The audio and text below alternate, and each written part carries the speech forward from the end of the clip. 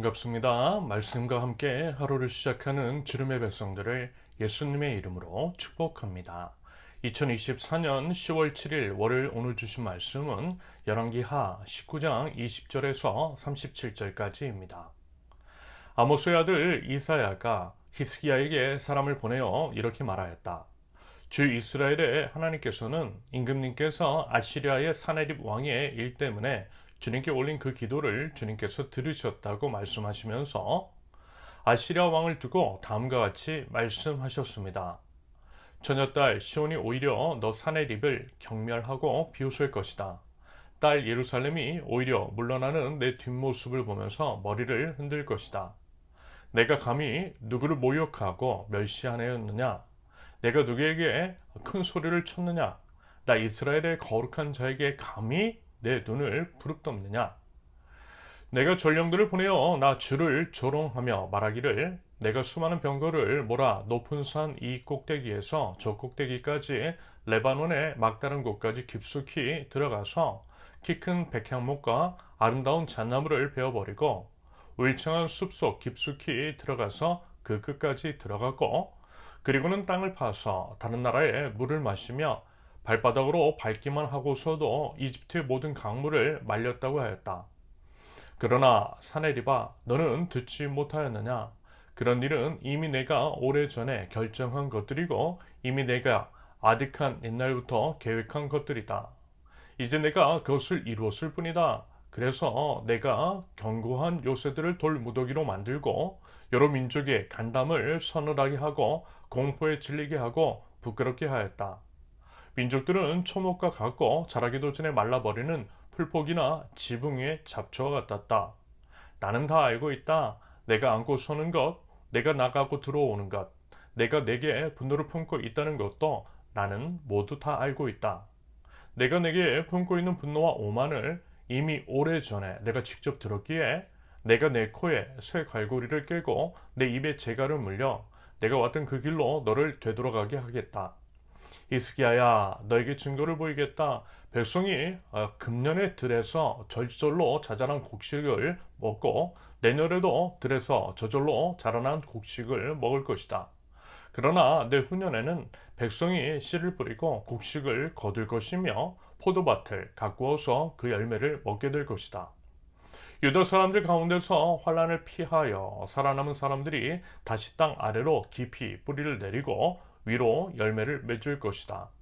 살아남은 사람들이 예루살렘에서부터 나오고 환란을 피한 사람들이 시온산에서부터 나올 것이다. 나 주의 열심히 이 일을 이룰 것이다. 그러므로 아시리아의 왕을 두고 주님께서 이렇게 말씀하십니다. 그는 이 도성에 들어오지 못하며 이리로 활 한 번 쏘아보지도 못할 것이다. 방패를 앞세워 접근하지도 못하며 성을 공격할 언덕을 쌓지도 못할 것이다. 그는 왔던 길로 되돌아간다. 이 도성 안으로는 결코 들어오지 못한다. 이것은 나 주의 말이다. 나는 내 명성을 지키기 위해서라도 이 도성을 보호하여 구원하고 내 종 다윗을 보아서라도 그렇게 하겠다. 그날 밤에 주님의 천사가 나가서 아시리아 군의 진영에서 18만 5천 명을 쳐 죽였다. 다음날 아침이 밝았을 때에 그들은 모두 죽음으로 발견되었다. 아시리아의 사네립 왕이 그곳을 떠나 니느웨 도성으로 돌아가서 머물렀다. 그러던 어느 날 그가 자기의 신 니스록의 신전에서 예배하고 있을 때에 그의 아들 아드람멜렉과 사레셀이 그를 칼로 쳐 죽이고 아라랏 땅으로 도망하였다. 그의 아들 에살핫돈이 뒤를 이어 왕이 되었다. 아멘. 교만은 패망의 선봉입니다. 교만 중에 교만은 하나님을 인정하지 않는 거죠. 하나님을 인정하지 않는 자를 하나님께서도 결코 존재 가치를 인정하지 않으십니다. 소멸시키신다라는 의미죠. 사실 당연한 것입니다. 온 우주의 왕은 하나님이신데 그 하나님을 인정하지 않는 자가 하나님께서 다스리시는 하나님 나라에 존재할 이유는 없는 거죠. 하나님 나라는 하나님의 통치가 임하는 것, 하나님께서 창조하신 온 우주에 하나님의 통치가 임하지 않는 곳은 없어요. 그러므로 하나님을 인정하지 않는 자는 존재의 소멸, 즉 사망이라고 하는 벌을 받게 되는 것은 당연한 겁니다.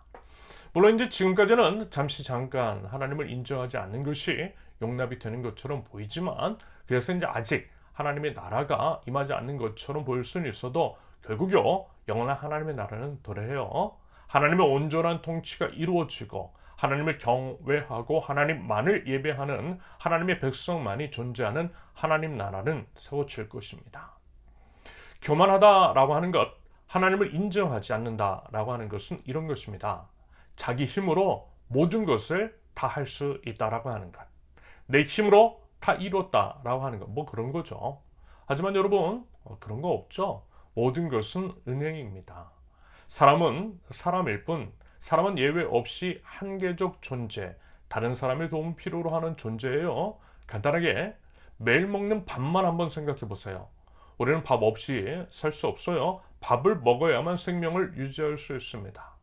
밥을 먹으려면 밥을 준비해주는 사람, 물론 이제 본인이 밥을 지어서 준비하기도 하지만 그 밥이라고 하는 것들, 음식을 누군가는 이제 재배, 가공, 운반해줘야 먹고 살 수 있어요. 그런 도움이 필요하다라는 거죠. 그리고 예를 들어 시험의 결과라고 하는 것도요. 여러분 공부를 잘하는 사람이 꼭 시험 운이 좋은 것은 아닙니다. 시험 당일에 컨디션이 좋지 않을 수도 있고요. 예기치 않은 일을 당할 수도 있어요. 다들 이제 아파트 좋아하시는데 아파트 가격이 상승하는 것은 국가가 그 주변에 인프라를 만들어 줬기 때문이죠. 내 힘이 아닌 주변의 도움이 필요하고 세상 사람들이 말하는 운이라고 하는 것도 필요해요. 그런데 무엇보다 모든 것 위에 하나님이 계시다라는 것. 하나님의 은혜 없이는 아무것도 되는 것이 없다라는 것입니다. 그러므로 이와 같은 것들을 아는 사람이라면 당연히 겸손할 수밖에 없어요. 결코 잘난 체할 수가 없습니다. 하나님 앞에 엎드릴 수밖에 없어요. 그렇지 않고 마치 자기가 대단해서 뭔가를 이룬 것이라 생각하는 거, 여러분 대단한 착각이고요. 그게 바로 교만입니다. 하나님께서는요 그거 못 보시겠다라는 거예요. 하나님께서 그런 것들을 가만 놔두지 않으시겠다라는 것입니다. 그런데 말하자면 아시라의 사례비 그랬던 거죠. 그런데 마침 히스기야가, 그리고 히스기야의 중보 기도 부탁을 받은 이사야 선지자가 하나님께 나아가 그 부분을 지적하고 하나님께 고발했던 것입니다. 하나님께 기도하며 아시리아 왕의 교만에 대해서 처리해 주시라고 기도를 올려드렸어요. 하나님 앞에 아시리아 왕이 쓴 그 교만한 편지, 교만이 가득 묻어 있는 그 편지를 하나님 앞에 펼쳐놓고서 말입니다. 그러자 하나님께서는 이사야 선지자를 통해 응답하신 내용이 바로 오늘 본문입니다. 하나님은 말씀하세요. 20절의 기록처럼 하나님께서 기도한 모든 것들을 들으셨다라고 말입니다. 맞아요, 여러분. 우리가 기도할 때 하나님께서 들으세요.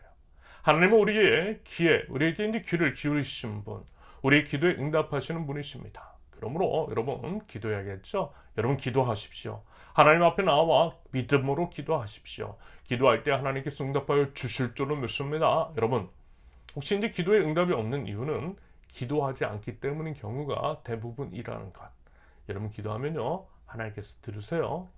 아무튼 이사야를 통해 선포된 하나님의 말씀을 들어보면 하나님께서 화가 많이 나신 것을 느낄 수 있습니다. 22절 다시 한번 보세요. 22절, 내가 감히 누구를 모욕하고 멸시하였느냐? 내가 누구에게 큰 소리를 쳤느냐? 나 이스라엘의 거룩한 자의 감히 내 눈을 부릅떴느냐? 여러분 느껴지시죠?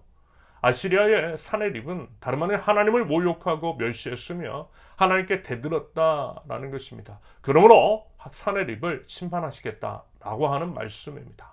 아울러 아시리아의 사내립은 자신이 무슨 대단한 일을 했다라고 했지만 그거 아니라는 것입니다.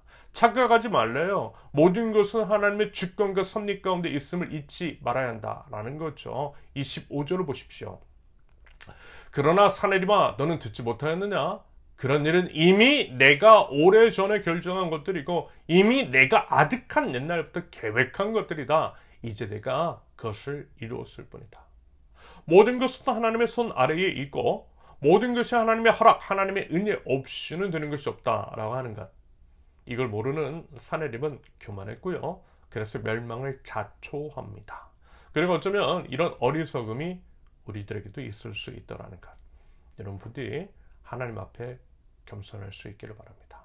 하나님을 인정하는 겸손한 태도, 그것이 우리가 살 길인 줄로 믿습니다. 하나님께서는 사내립을 심판하시겠다라고 약속하시고 그러면서 유다의 회복을 또한 약속하세요. 그러면서 이제 우리가 주목해야 할 것은 유다의 회복에 대해 말씀하실 때 이런 말씀을 덧붙이시더라는 것. 34절, 나는 내 명성을 지키기 위해서라도 이 도성을 보호하여 구원하고 내 종 다윗을 보아서라도 그렇게 하겠다. 어제 이제 주일 말씀에서도 언급을 드렸던 것처럼 하나님은 하나님을 위해 일하시더라는 것. 우리 기도나 우리 모든 것들이 하나님께 초점을 맞춰야 하는 이유라고 말씀을 드렸어요. 아울러 다윗과의 약속, 영원히 그 가문을 지키겠다라고 하는 그 약속을 지키시는 신실하신 주님이심을 이 구절에서 다시 한번 확인할 수 있습니다. 무엇보다도 약속 붙들고 기도해야 되는 이유인 것이겠죠. 아무튼 결국 그 말씀대로 사내립의 아시리아 군대는 하나님의 심판을 받아 전멸하고 사내립은 비참한 죽임을 당하게 되었다라고 성경은 기록합니다. 하신 말씀은 반드시 행하시는 우리 하나님이시더라는 거죠. 여러분, 하나님으로 모실 수 있기를 바랍니다. 그리고 하나님 앞에 부디 겸손한 저와 여러분들, 무엇보다 하나님의 명예를 지키며 사는 하나님 나라 백성들 모두 되실 수 있기를 예수님의 이름으로 축원합니다. 함께 기도합니다. 저희 기도에 응답하시는 주님, 하나님의 명예를 위해, 하나님의 나라와 의를 위해 기도하는 저희들, 하나님이 약속하신 말씀을 붙들고 믿음으로 기도하는 지혜로운 기도자 저희 되게 하옵소서.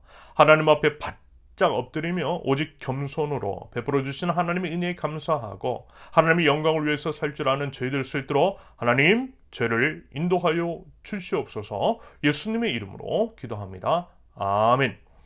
하나님께서 오늘 주신 말씀과 각자의 기도 제목을 놓고 우리 잠시 기도합니다.